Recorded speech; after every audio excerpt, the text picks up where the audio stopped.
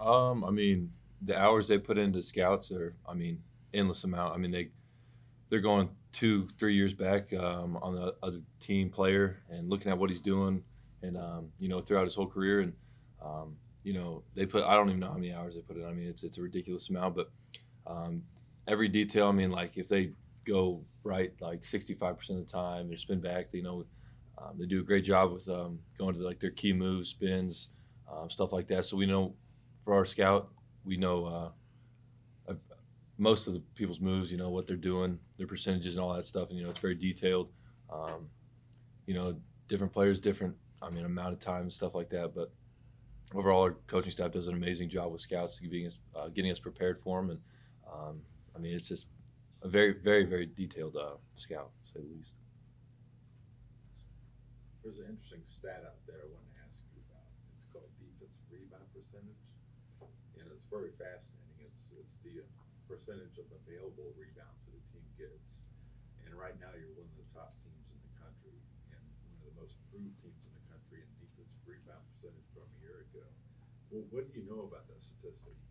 Uh, I don't know a lot about it. All I know is we weren't a great rebounding team last year, but this was a big emphasis for us over the off season, and we really responded. Our guards are doing a great job coming back, getting the long rebounds, and Big's doing a great job boxing out, and just giving us a chance for loose balls, all stuff like that. So I mean, it was a big emphasis for us through the off season, and I think we responded real well to it.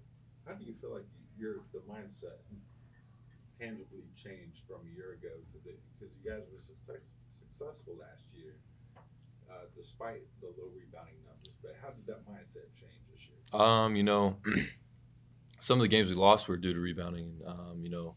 That's a simple thing of just effort and intensity, and just wanting to get it more than the other person. And we couldn't let that slip this year if we want to be more successful than last year. So our mentality is we got to get every rebound. Every rebound has to be ours.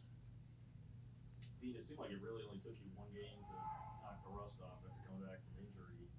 How much has that surprised you? How easy it's been to come back and kind of pick up where you left off? It's actually pretty surprising. I thought it'd take me a few more games, but I think a lot of it had to do with my teammates.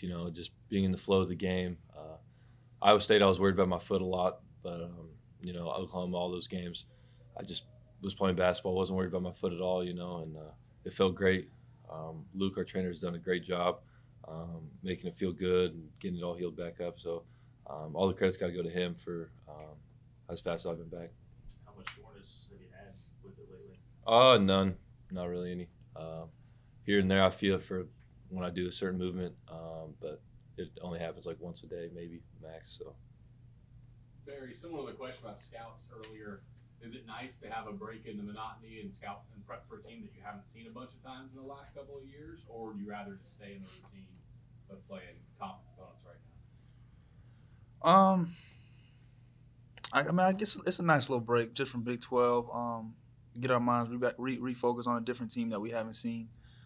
They're a good team, and so playing against someone you haven't played against, we played against them our freshman year, but for most of the team hasn't played Texas A&M ever. So just to have that little break in between is kind of refreshing almost. Barry, you guys have slowed the pace down on offense the last 5 games, but your offensive efficiency is through the roof. Can't say I see that a whole lot. What do you think is the reason behind that? You guys can score more with fewer possessions.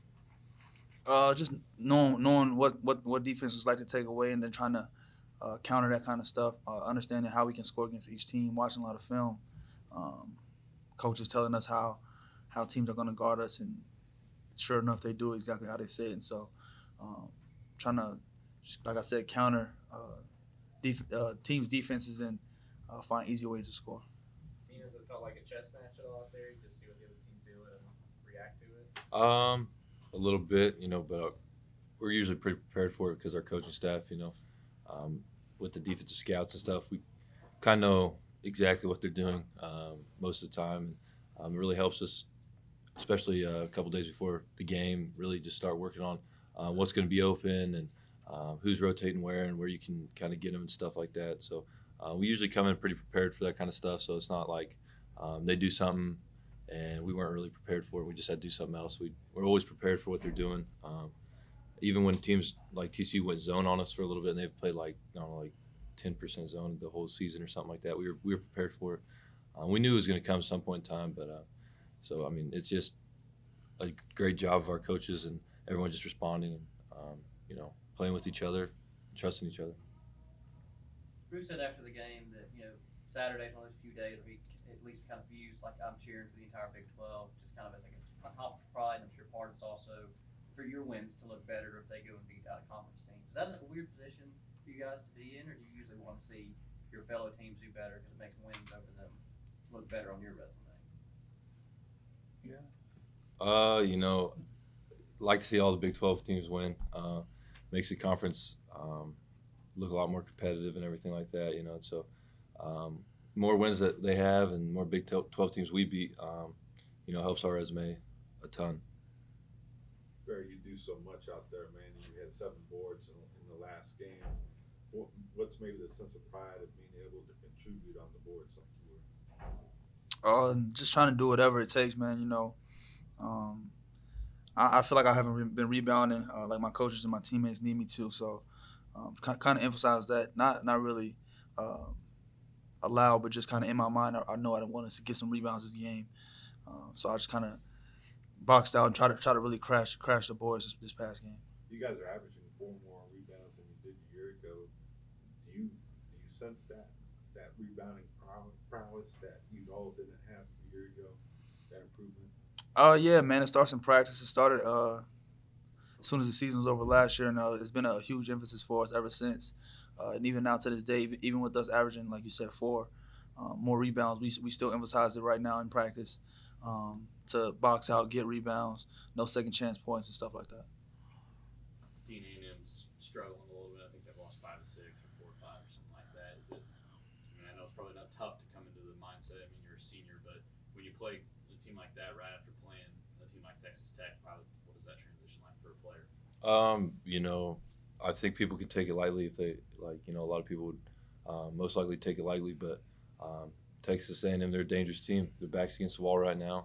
They have nothing to lose. They're going to come out and play like they have nothing to lose, really. And so that's definitely the scariest team you can play. So we got to be on our P's and Q's and really focus in on this game for sure. It'd be a big one for us. Barry, you've been so good defensively. I'm curious as to what you're seeing when you watch Michael McGurl guard. How much better has he become? How much more is left in the tank, so to speak?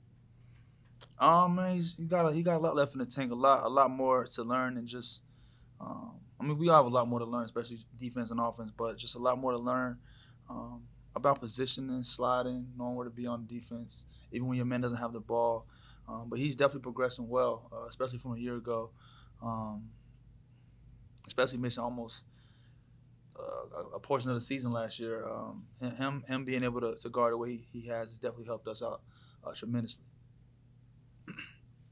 Barry, how much of a concern to you is kind of a letdown with a lesser opponent coming up here and one that's outside of the Big 12? I'm not too concerned, man, because I feel like we're a mature team and we're going to handle it the way we should. Take them. We're not going to take them lightly. We're going to go in there. They're at home. They might have a good crowd. Who knows? But at the end of the day, like Dean said, they have their backs against the wall. They're going to come out swinging like it's that like they're just trying to win a game. Like we just beat Texas Tech. We won 5 in a row in the Big 12. They could see us as an opportunity to turn their season around, and we can't let that happen. No, not too much. I feel like every team has their own style. Georgia was a little bit more muddier than who we played with my freshman year. Ole Miss. Tennessee was a tough team my sophomore year. They're all tough teams. Like, they're not any slouches or anything like that. I can't say that they do anything different than any teams that are in the Big 12. They do certain stuff, but I'm saying they aren't something different that I haven't seen in the Big 12. Do you, for either one of you or both, do you notice things like, do you watch like Vandy and Tennessee last night? Since you played Vandy, he's ranked number one? Do you think about it like that, or do you just watch the game? I mean, I seen it late last night, just some highlights, but I didn't really watch it too much. Me personally, I just don't. I mean, I know if Vanderbilt would have beat them, it would have helped our win out. But I don't even honestly look at that kind of stuff. It's just I don't know. I just try and worry about the next game, honestly. This is for both you guys. I know it's early in the season and you're used to the Big 12 being tough, but there's really not a lot separating first place team from like sixth right now. Do you remember this early in the season being so congested at the top before your time here? I mean, yeah. I mean, I don't know what we were last year, but I feel like we were kind of maybe third, and it was probably like 4 teams tied for third this time last year or something like that. So even later on in the season, it was like 2 teams tied for second. I think we were one of the 2 teams tied for second or something. It was like 3 of us, like Tech, West Virginia, and us. And so I mean, the Big 12 is tough, man. It's not any slouches. Any given night, anyone can be beaten, and so it's not surprising to see that teams are right there, and it's kind of hard to get that separation. Dean, there's obviously a lot of focus on how good this team has been defensively. How far do you feel like you've come throughout your career on the defense? You know, I've made great bounds, leaps, whatever you want to call them, defensively. You know, knowing the scheme, Coach Weber, everyone has that's a major part of it. You know, positioning where you need to be at certain times and stuff like that.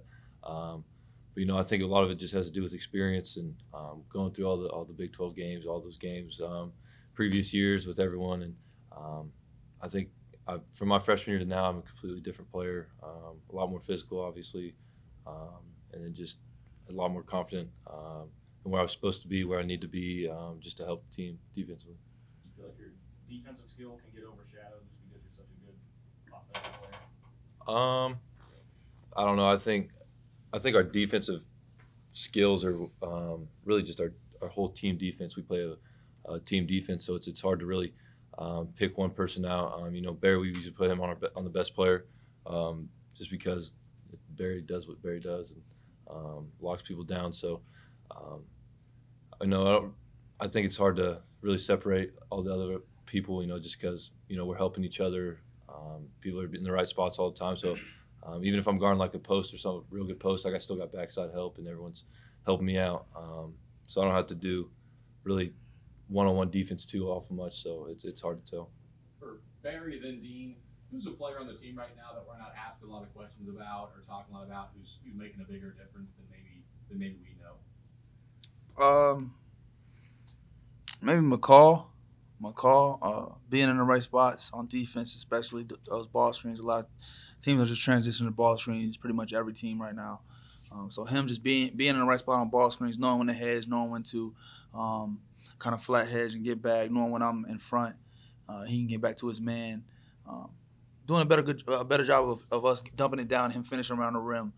For sure, got a couple of dunks against TCU, some hook shots and stuff like that, just some easy baskets. And so he's definitely a key contributor that I feel like kind of gets overshadowed a little bit.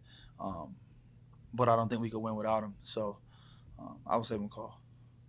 I was gonna say Mac too. You know what he does is irreplaceable. You can't. I mean, the energy he brings on defense and how well he slides his feet with guards and stuff. I mean, it's you can't replace what he does for us. And like Barry said, we couldn't win without him.